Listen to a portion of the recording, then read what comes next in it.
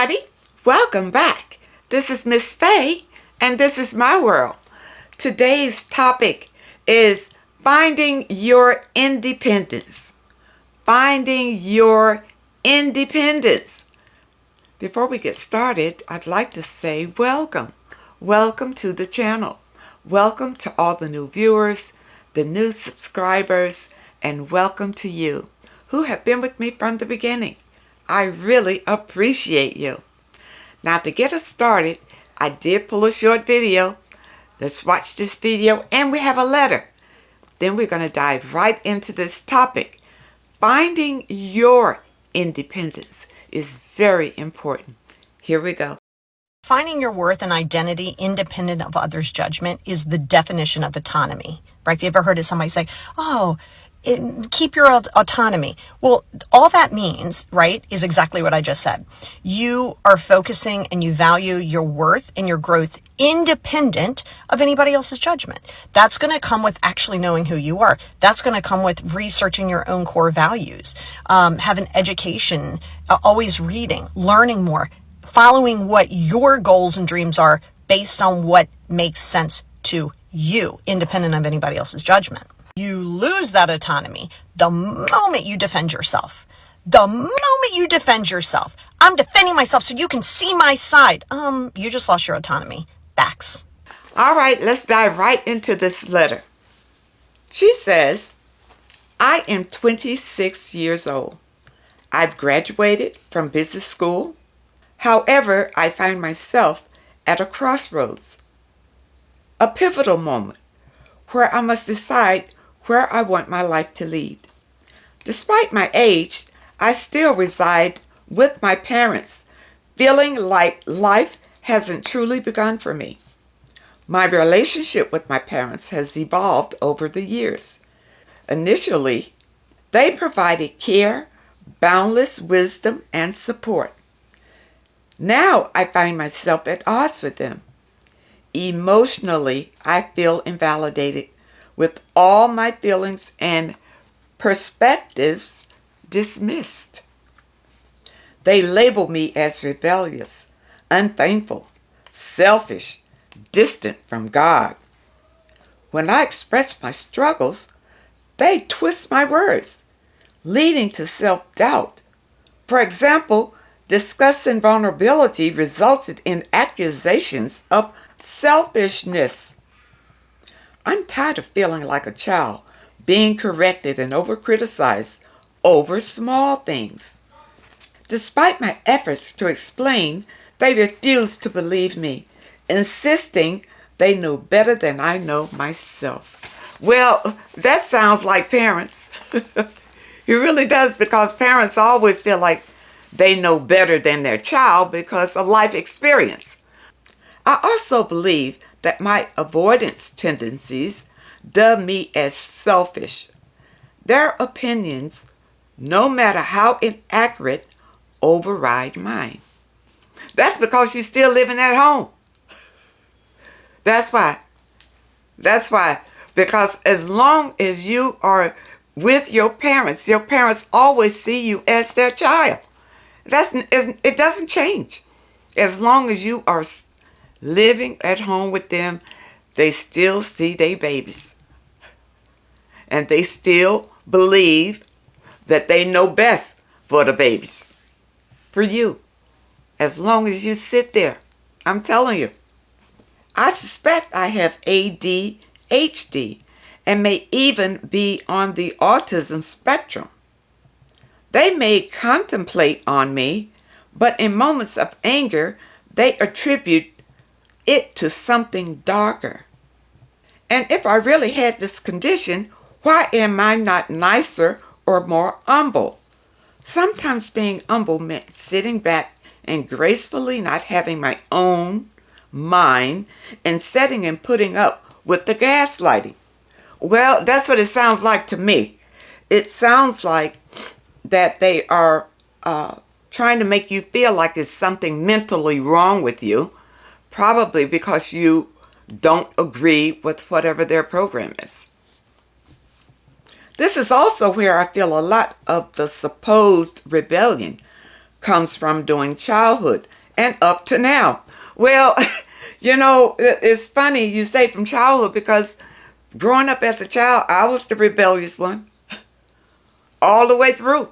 I didn't agree with a lot of things that my family did as a tradition, and they thought it was okay. I just disagreed with it coming out the gate. So that just meant that you had certain knowledge that they didn't have. You came here with that wisdom. And it's nothing wrong with that. It's nothing wrong with that. And being a rebel is a good thing, because rebels make change. They bring change. They force people into change. If there were no rebels, we would not progress in life. So being a rebel is a good thing. It means that you are a leader, that you're not afraid to step out and speak your mind. It's a blessing. There were not many times where I intentionally rebelled. Yeah, I can understand that. Clear solutions like diagnosis or therapies I met with resistance. Balancing Christianity and the science is a struggle. Relying solely on prayer isn't sufficient for me. Oh, okay, so your family is Christians. All right, that shines a light on it. I came from a Christian family, and I know how that can be. Okay? Also, assessment that my life's outcomes are entirely self-induced feels unfair, even though I wasn't the most easiest to raise. Okay, all right, now they're trying to put a guilt trip on you by telling you a half-truth. Okay, and let me explain this. You see, number one, in Christian homes, they feel like prayer, which is begging, and an entity to help them. Okay, that's what prayer is. All right? They feel like, if you pray hard enough and long enough, that this man up in the sky is going to grant your wishes. The genie is going to come and voila, grant your wishes. That's the Christian home. Okay? And I was raised there. And believe me, every obstacle was about prayer. And I tell you, they saw it wasn't working. But, just kept at it. Just kept at it. And then many of them had the belief that while you are here on earth, don't look for your riches on earth. Wait, you're going to get them when you go to heaven. You see? So even when you didn't get blessed, you say, oh, well, I'm not supposed to look for any material satisfaction or gratification here on earth at all. I'm going to wait until I walk on those streets of gold. That's when I'm going to get it. Okay. So, see, that's a belief that you were raised in a home with these people with this belief. So now that right there is going to be a hindrance to you if you rebel against it. Okay? Now, the other thing is that they say that your life's outcome is self-induced, and that is a truth. That is a truth. So if you allow them to influence you in your life, the outcome is self-induced, because you are the creator of your own reality. So if you allow other people to manipulate you in some way until you're going in a direction that you don't want to go in, that's you. That's going to be your outcome. So they told you the truth. But on the flip side of that, they want to control your outcome. They want to control your outcome. And if you were raised in a Christian home like I was, the outcome is that you be just like them. I know it wasn't my home. They expected the kids to carry on the ministry just like them. It's the family thing. But I rebelled against it because I saw a lot of falsehood in it. Okay? All right, let's go on. They also keep saying how everything is done for me. Well, that's a guilt trip that parents put on you to make you feel guilty so that you will feel indebted to them. And it's also a trick of the narcissist. It's control and manipulation. We have to do everything for you. We had to carry you throughout high school, college, and even the job you got is because I referred you. You know what? You don't need this. This is narcissistic. My father practically said the same words to me. That's right. This is the same evil spirit that you're dealing with.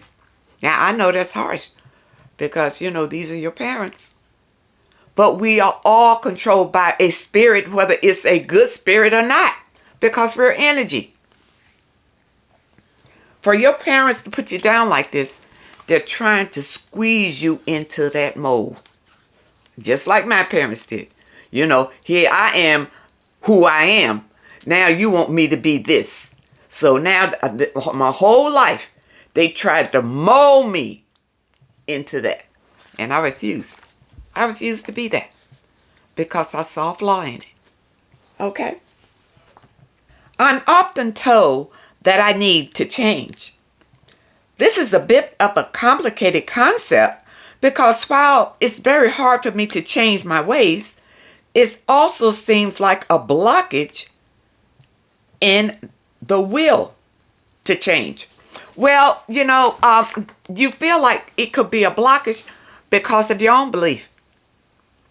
You might be believing, well, maybe, they're right. Maybe there's something wrong with me. Maybe I do need therapy. You see? That's the blockage. Your own self-talk. The way you view yourself. The way that you feel about yourself. That's why we do those affirmations every day. To build yourself up. To build your confidence up. To know that you have this power within you. Don't lay it down and just give it to other people because you're tired of going against them or you're afraid of losing your family. A lot of times when you step outside of your comfort zone, some people are left behind. Everybody is not going to walk that new path with you because they are comfortable where they are. They believe what they believe, and they're not about to change. But I tell you one thing about it. You can step out and be a leader. They will respect you for it. And if you stay and try to be with them, you will never get respect. You haven't done anything to deserve respect. Just like them. All right. You say the driving has been a struggle. Even when a couple of years ago my driving improved during the every blue moon lesson because you were relying on them to teach you how to drive. Oh, okay. They still didn't want to teach me. So I took driving lessons. Well, good, you should have done that in the first place. Why are you relying on these people? As long as you rely on other people, they have control over you. You got free will and you're over 18. So all of this is going to come right back to you. It got to the point where I guess your instructor said, just drive your car because you're doing well. So afterwards, I went to prove to my parents that I could drive. Why? Why do you need validation from your parents still? See, there's your problem right there. As long as you need validation from them, you can't change them. They already have made their opinion about you and how much you can do and who you can be in life. And as long as you stay with them, 9 times out of 10, that is what you would turn out to be. Their version of you. And you spend your whole life not really discovering who you really are and what you could really do for yourself. You see, you have a job, move out. Pack your bags. Just pack your bags. But I wouldn't go and discuss it with them and say, I'm thinking of getting my own apartment. And because they're going to talk you down and tell you how stupid it is and you can't afford it. How you going to do this? How you going to do that? Understand? And before you know it, fear will keep you right where you are. Keep you right where you are. And if I recall in your letter, you even got a college degree. So leave. Leave. Go find your own place. Pack your bags. Tell your people, I'm out. And go to your new place and start your new life. Okay? I guarantee you that they will be scampering behind you to see what you're doing. See what you're doing. See if you can make it. Because, a lot of these people, and I'm not going to flat out say that your people are narcissistic, but some of these people want to see you fail. Okay? Because they feel justified when you fail. When I was growing up with my narcissistic father, I had a lot of failures. I didn't get support from them. And I could have. They had the support that I needed, but they never offered it. And if I asked for it, they would never let me forget it. That's the kind of people that they were. You see? And it sounds in a letter that your people might be the same kind of people. Anything they're going to do for you, they're going to throw it back in your face and act like, that you so pitiful that you can't make it on your own and we have to help you. And that makes you feel terrible. I know it did for me. And I said to myself during those days, one day when I get on my feet, I won't have to hear this anymore. And believe me, when I began to get on my feet and believe in myself, I didn't have to hear it. I didn't have to hear it. And I was strong enough to walk away from it and act like it wasn't even there. I stopped visiting them as often as I did. You understand? Until they had to ask me to come see them. I want to be around that toxicity because that can hold you back when you're trying to find your own self, your own independence from that. And for you, I just want you to understand, as long as you are dependent on your parents, they will control and manipulate your life. Now, I'm not saying that all parents are like that, but this young lady in the letter, it's clear that they are like that. Okay? It's better, there's a song that came out. God bless the child that has his own. And it took me a while to understand that, but that is so true. Because when you have your own, you are in control of your whole life. You are in control of it. You see, and what happens to you happens because of the decisions that you've made from your own will. Not because of fear, what other people thought or what other people have told you or made you scared to do and that kind of thing. It's coming out of you when you are independent and you are confident. And most of all, when you love yourself. I hope that you understand the message today. And let me see if I answered her question here. I think your question was, should I move out or should I stay and work things out? Well, I think I answered that. You can't work things out. As long as you are with your people, you are their child. And you are the child with the problem.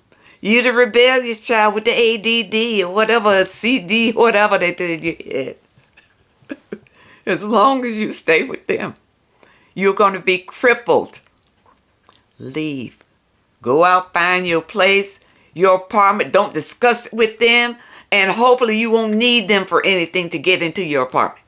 Go in there even if you don't have anything but a plaque to put on the floor to sleep on. Don't ask them for anything. Because if you do, If they come in there with and have to put furniture in there for you and things like that, they'll come over there and say, "Oh well, we'll do this." That's control and manipulation.